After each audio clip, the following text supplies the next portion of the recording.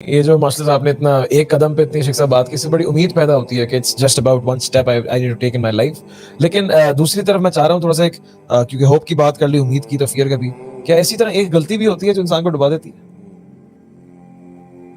ایک قدم آپ کو بہت آگے لے کے جا سکتا ہے، کیا ایک غلطی بھی آپ کو بہت پیچھے لے کے جا سکتی ہے؟ اللہ تعالیٰ نا، میں بتاؤں جو مجھے محسوس ہوتا ہے کہ اللہ تعالیٰ ایک الحی ہے، اللہ زندہ ہے اور سارے زندہ اس زندہ کی وجہ سے. تو میرے خیال سے ہم اس کو ایسے سمجھیں کہ اللہ تعالیٰ کی ذات جو ہے نا، اس کی صفات کو آپ سمجھیں.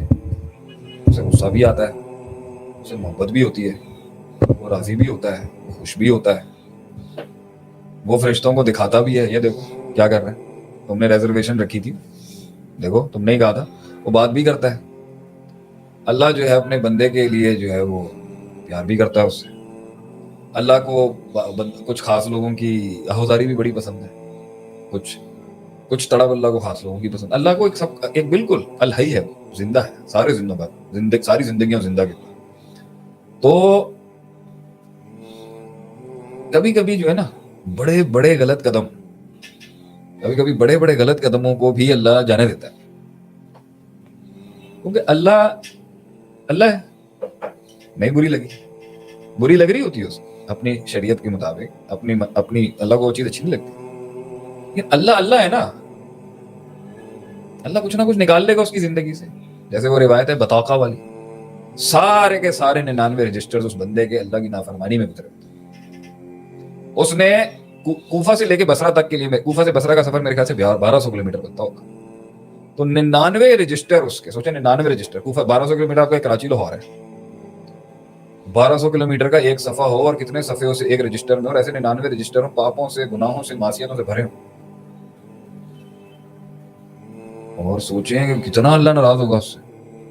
لیکن اللہ کو اس کی بتاکے کے اوپر ایک دل اللہ کا بتاکے کے اوپر آ گیا، رضامندی آ گئی کہ اس بتاکے میں لکھا ہوا تھا لا الہ الا اللہ. توحید تھی اس میں، شرک نہیں تھا، توحید تھی اس کے اندر، عقیدہ توحید تھا اس میں. یہ کانسیپٹ تھا کہ اللہ میں تیرے غیر کو کچھ نہیں سمجھتا، سب کچھ تجھے مانتا ہوں، میں اپنے دل سے، اپنی زبان سے، اپنے جسم سے تجھے مانتا ہوں. میری زندگی سب تیری ہے، میں تیرے غیر کے اندر سب تیرے محتاج ہیں، میں بھی تیرا ہی. یہ اس نے دل میں ایک دفعہ لا الہ الا اللہ کا کانسیپٹ ہی ہے نا. کوئی نہیں ہے جس کے آگے میں اپنے سجدے، رکوع، آنسو، آہوزاری، محتاجیاں، دعائیں کسی سے نہیں مانگتا. اللہ میں تجھ سے مانگتا ہوں. وہ صفت لا الہ الا اللہ کی اللہ کو اتنی پسند آئی، اس کے 99 رجسٹر جو تھے گناہوں کے، اللہ نے پر کر دیے. تو اللہ کبھی کبھی بہت زیادہ گناہوں کے قدموں پر بھی ناراض نہیں ہوتا. کبھی کبھی انسان کے ایک قدم پہ اللہ پکڑ لیتا ہے اس کو.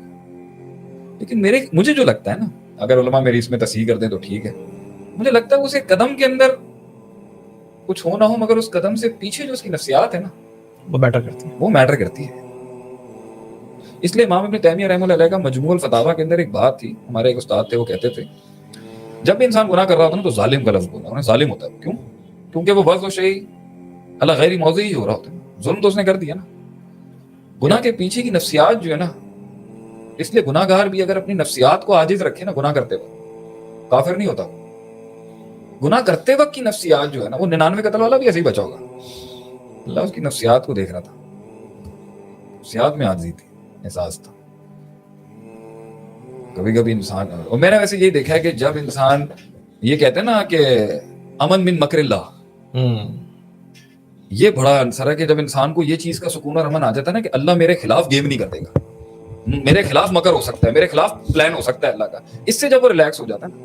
یہ کچھ عنصر ہیں، یہ اسماء و صفات اگر آپ پڑھیں گے نا تو آپ کو پتہ چلے گا بھئی یہ لائنز کے اوپر اللہ کے ساتھ جو ہے نا نہیں کرنا چاہیے معاملہ. تو میرے خیال سے کبھی کبھی ایک قدم نہیں اکھاڑتا ہے. ایک تو یہ ہو گئی اللہ کی طرف سے. کبھی کبھی بولا ہوا جب رستہ ہوتا ہے نا کہ نہیں جانا، مت جانا، سب پتہ ہوتا ہے اس کو، پھر قدم بڑھاتا ہے اس کو. کہا تھا نا ہم نے تمہیں، وہ پھر اس کو سبق سکھانے کے لیے بڑی سزا آتی ہے. سبق سکھانے کے لیے اللہ پھر کرتا ہے میرے خیال سے اس کے ساتھ کے تجھے بتایا تھا نا سب کچھ. وہ ہے نا اس کی آیت، الم تکن آیاتی تتلی علیکم فکنتم بہا تکذبون، کیا تمہارے پاس ہمارے انبیاء نہیں ہیں تو بتانے کے لیے کہ یہ رستہ ٹھیک؟ قالوا بلا، قول بلا قول بلا آئے تھے اللہ ضرور آئے تھے. تو آئی تھنک بتائے ہوئے رستوں پہ اگر ہوش خراب ہو رہا ہے میرے خیال سے وہ بڑا ٹرپ کر دیتا ہے انسان کی تقدیر. لیکن پھر بھی اینڈ سے اللہ سے عافیت, اللہ سے رحم, عاجزی اللہ کو بہت پسند ہے. کچھ لوگ مزاج کے بہت چوڑے ہوتے ہیں, من بھی بہت عاجزی ہوتی ہے. یہ تو وہی بات ہوگی, کچھ لوگ ظاہر کے مکلف ہوتے ہیں, کچھ لوگ کہیں گے نا من کا پردہ ہوتا ہے. نہیں تو ایسی کوئی بات نہیں ہے, لیکن اللہ تعالیٰ کی کچھ اسماء و صفات پڑھیں گے تو آپ کو آئیڈیا ہوگا. میرے خیال سے آج کافی ایک آخری اگر سوال لے لوں لے لیں کوئی سوال. سوال یہ ہے کہ زندگی کے اندر ہمارا ٹاپک مشکلات اور معجزات کے اوپر ہے, کلیمٹیز, ڈیفیکلٹیز اینڈ میریکلس. یہ کانسیپٹ کہ ایک دفعہ معجزہ ہو جائے گا تو آگے سب جو ہے آسان ہو جائے گا, یہ میں چاہتا ہوں اس پہ آپ روشنی ڈالیں کہ محتاجگی ختم نہیں ہوتی معجزے کے بعد بھی, نہ مسائل ختم ہوگی, ایک مسئلے نے بدل کے دوسرے مسئلے نے آ جانا ہے. اس طرح فتن کے بارے میں آپ سب نے معجزے کے بعد تو زیادہ حجت قائم ہو جاتی ہے. ہاں, if we are waiting for the miracle to happen, اس کے بعد آسانی ہو جائے گی.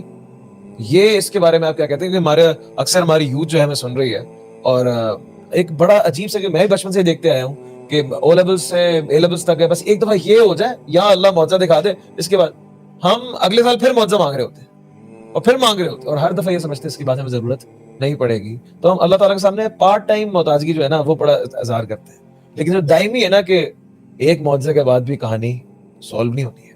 یا ایھا الناس انتم الفقراء الی اللہ واللہ هو الغنی الحمید. اے انسانوں, اللہ کہتا ہے انتم الفقراء, الفقراء الف لام کے ساتھ, تم ہمیشہ فقیر رہو گے. تم آج بھی فقیر ہو, تم سب کے سب فقیر ہو, تم جزوی لحاظ سے فقیر ہو, تم کلی لحاظ سے فقیر ہو, تم اجتماعی لحاظ سے فقیر ہو, تم انفرادی لحاظ سے فقیر ہو, تم ہمیشہ فقیر ہو. اگر کوئی یہ دعویٰ کر سکتا ہے کہ اسے کسی کی ضرورت نہیں ہے, اسے کوئی شے نہیں چاہیے, اسے کوئی ریلیٹیوٹی نہیں چاہیے, وہ کسی کے اوپر ڈیپینڈنٹ نہیں ہے, ایسا غنی, واللہ هو الغنی الحمید, وہ الغنی اللہ ہے. اللہ یہ دعویٰ کر سکتا ہے کہ مجھے ضرورت نہیں ہے کسی کی. اللہ یہ دعویٰ کر سکتا ہے کہ سب مر جائیں, سب تباہ ہو جائیں, سب برباد ہو جائیں, سب جل جائیں, بھن جائیں, سب سجدہ دیں نہ دیں, مجھے فرق نہیں. اللہ کسی کا محتاج نہیں.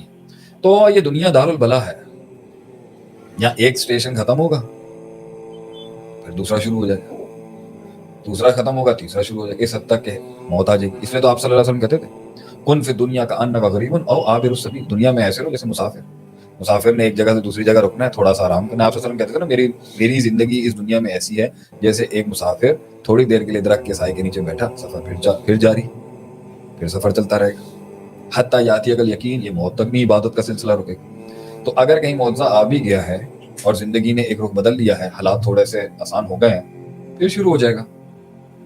آپ فیصلہ لیں گے پھر بھی شروع ہو جائے گا, فیصلہ نہیں لیں گے تب بھی شروع ہو جائے گا. کبھی کبھی میں سوچتا ہوں اس چیز کو کہ شاید